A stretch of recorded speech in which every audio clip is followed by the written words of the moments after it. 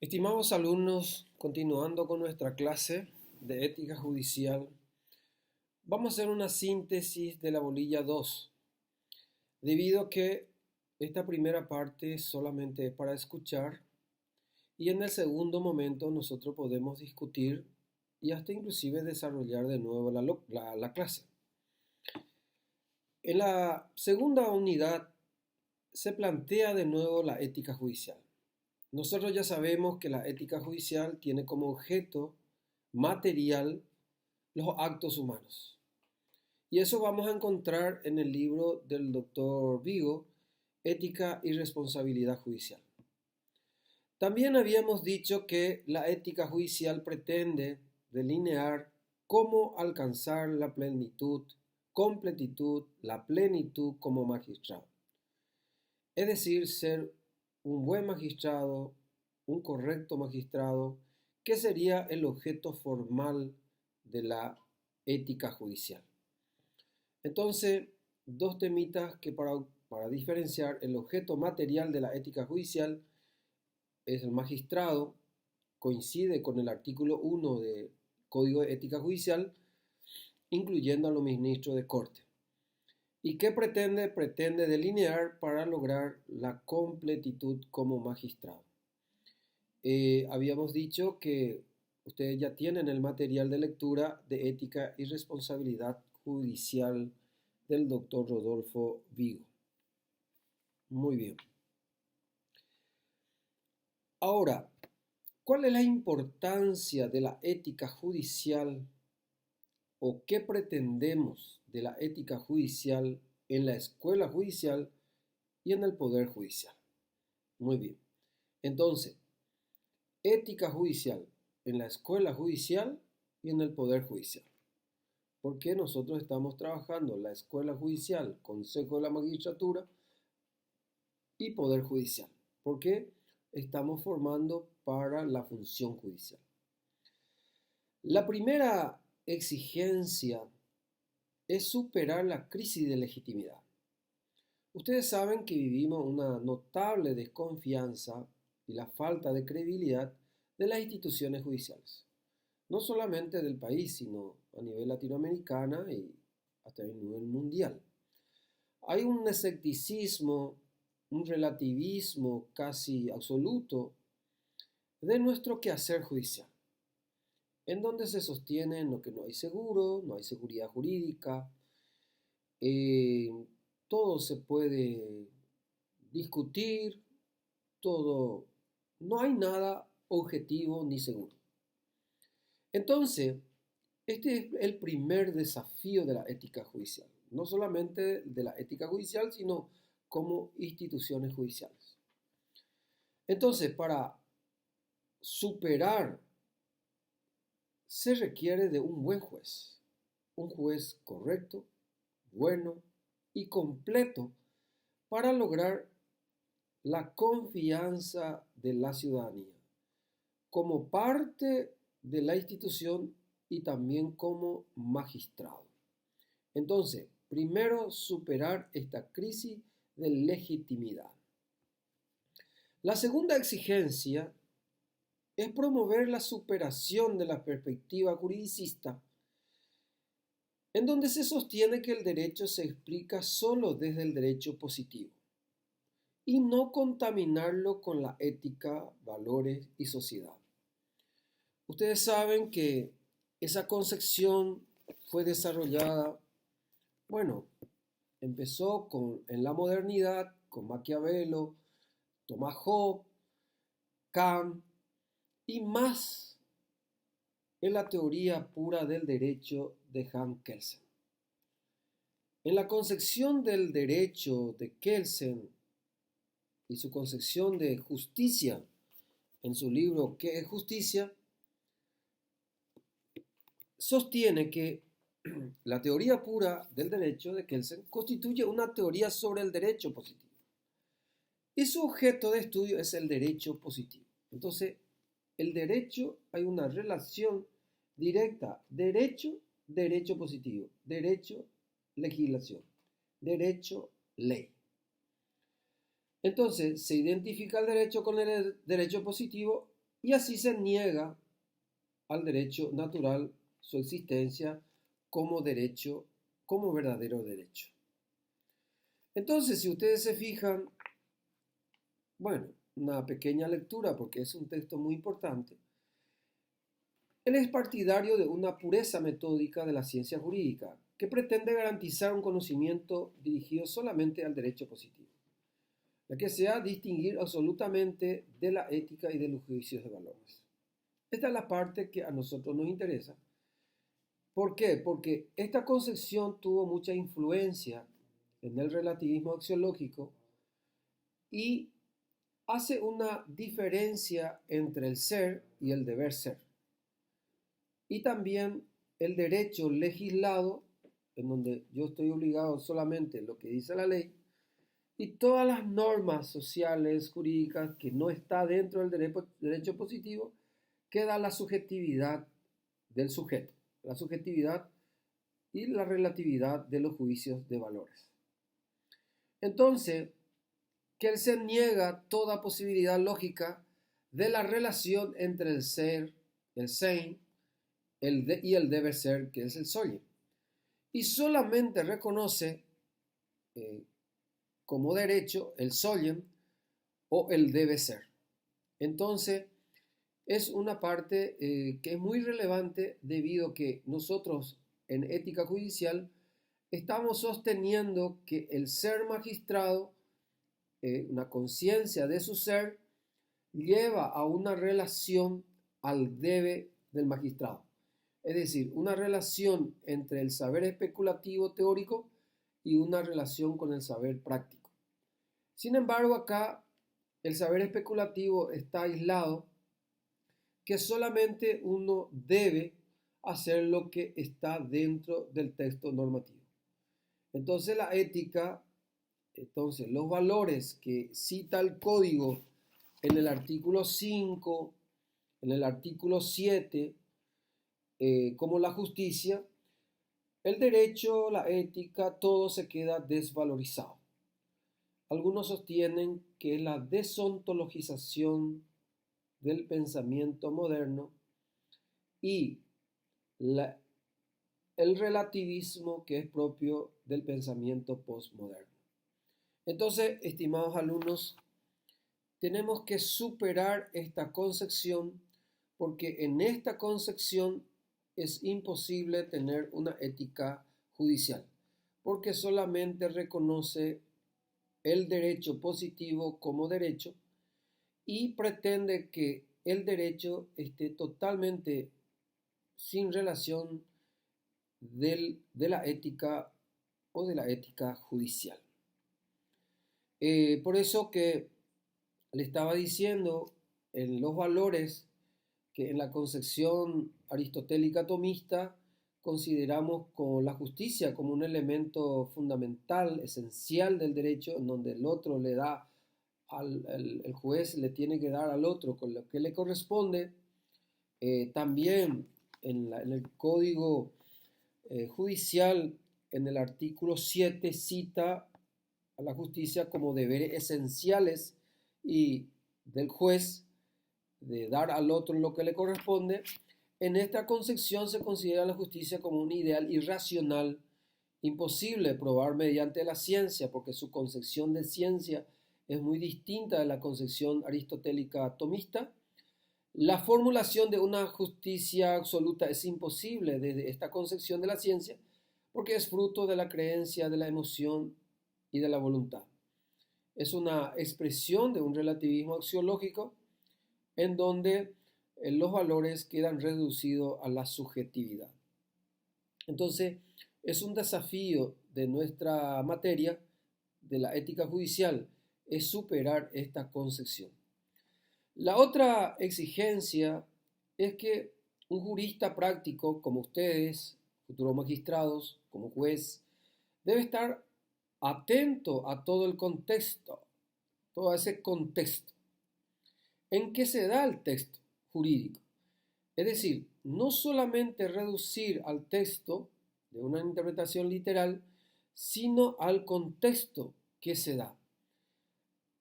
Eso da la apertura de la posibilidad del reconocimiento de los aportes científicos que pueda enriquecer su tarea.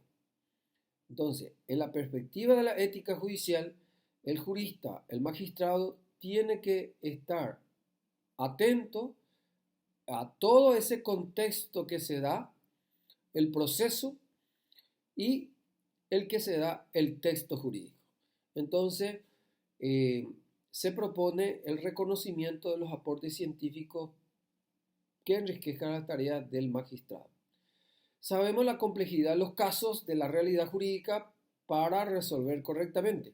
Y con justicia implica una cantidad de competencias e idoneidades que el juez debe tener. Entonces, estimados alumnos, esta parte es un desafío muy importante, el reconocimiento de los aportes científicos en nuestro quehacer judicial. El otro punto que es una exigencia muy importante, que es la justificación de las sentencias. Nuestra sociedad democrática requiere un buen juez que tiene la solvencia académica idónea y una capacidad justificatoria de su sentencia, la capacidad de argumentar, fundar sus resoluciones. El doctor Atienza, en su obra de argumentación jurídica, justamente esta es su obra, en donde él sostiene que en las actuales sociedades les interesan las razones de sus resoluciones y no toleran que ellos resulten insuficientes, contradictorias e injustas. Entonces es muy importante esta parte y además tiene un rango constitucional de la forma de los juicios, en donde dice, los juicios podrán ser orales y públicos en la forma, en la medida que la ley determine. Toda sentencia judicial debe estar fundada en la Constitución y en las leyes. Este es un principio de razón suficiente que ustedes van a desarrollar mejor en lógica.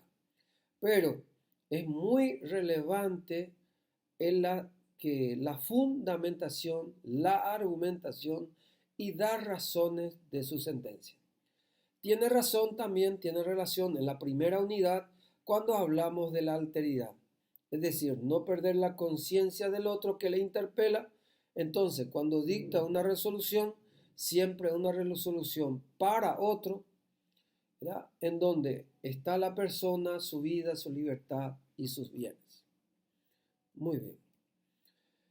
La otra exigencia también es de mucha relevancia en lo que se refiere a la honorabilidad, a la idoneidad, a la independencia, que son valores esenciales que tenemos en la Constitución Nacional.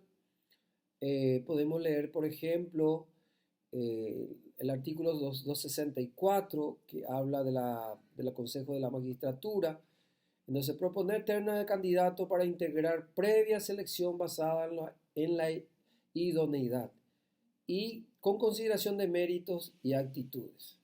La misma forma se menciona en la Constitución Nacional para la Corte Suprema gozar de notoria honorabilidad. Es decir, hay reconocimiento de valores en nuestra Constitución, valores que son valores éticos que también se reconoce en el Código de Organización Judicial. También una parte que el artículo 19 de este código menciona el decoro e imagen judicial. Es otra exigencia. Se trata de una exigencia muy ligada a la circunstancia espacio-temporal y el nivel de calidad del magistrado. Es importante que la ciudadanía también confíe en nosotros como magistrados y eso va a depender también del decoro e imagen que tenemos ante la ciudadanía. El último, que es que toda actividad humana del magistrado es necesariamente cae en el campo del derecho o de la ética. Donde hay razón, donde hay libertad humana, necesariamente cae el juicio ético. Por lo tanto, los actos humanos, estamos hablando de actos humanos, libre, voluntario, sus sentencias, resoluciones, su vida diaria, desplegado por el juez, revisten necesariamente una dimensión ética. Entonces, esta parte es muy importante, estimados alumnos, cuando sean magistrados, no se olviden que todo el quehacer humano como magistrado necesariamente va a revestir de una dimensión ética. Por eso que el doctor Vigo, en su libro, justamente en el material que le había mostrado, que es bastante importante, Interpretación y Argumentación Jurídica. En este texto, él va o elabora 6 idoneidades que debe tener el juez para lograr la completitud. Es por la relevancia y exigencia que impone la función judicial según el doctor Vigo. Primero, él sostiene que debe tener la idoneidad cognoscitiva, es decir, saber derecho, tener los conocimientos conceptuales, procedimentales, pero desde una perspectiva analógica, no unívoca, ¿verdad? Es decir, el derecho no se reduce solamente en el derecho positivo, sino reconocer desde la perspectiva analógica del derecho. También considera, como otras idoneidades, la aplicada o prudencial, que diga el derecho en cada caso con las virtudes judiciales. Entonces es el segundo. El tercero es la física, es decir, para ser un buen magistrado completo es necesario tener las capacidades físicas necesarias para ser un buen juez. También la psicológica, por su actividad judicial que permanentemente recibe personas, a veces presiones por su misma naturaleza de magistrado que tiene que decidir, requiere un dominio, equilibrio emocional en todo momento de su vida. ¿Por qué?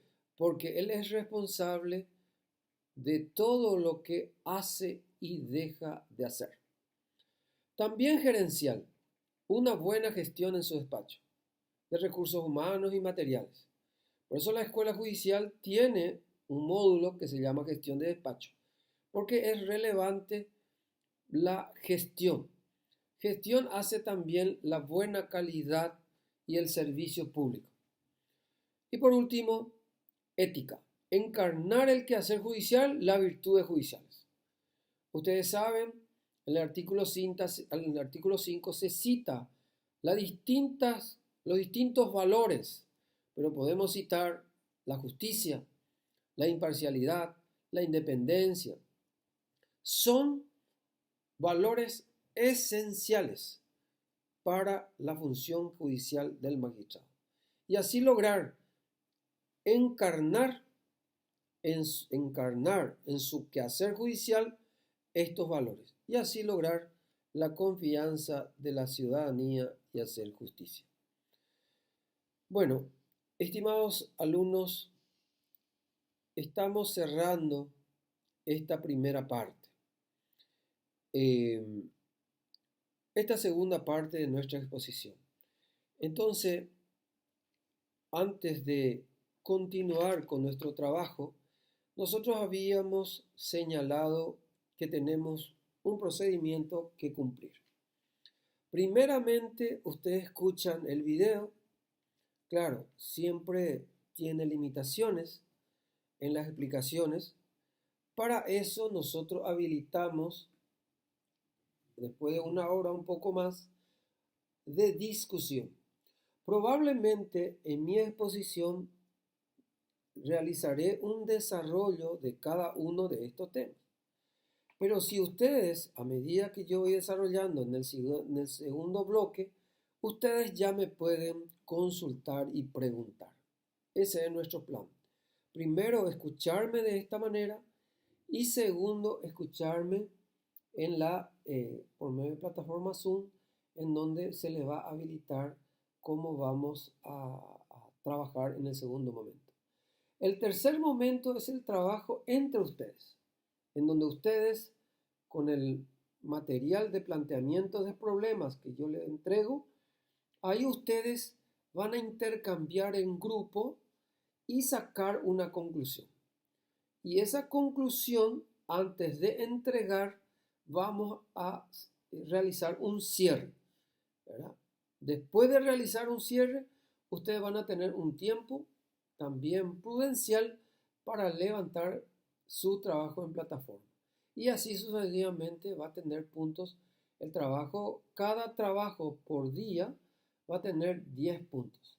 Eso quiero explicar en el segundo bloque, en donde ustedes me puedan hacer consultas y ya responder debidamente.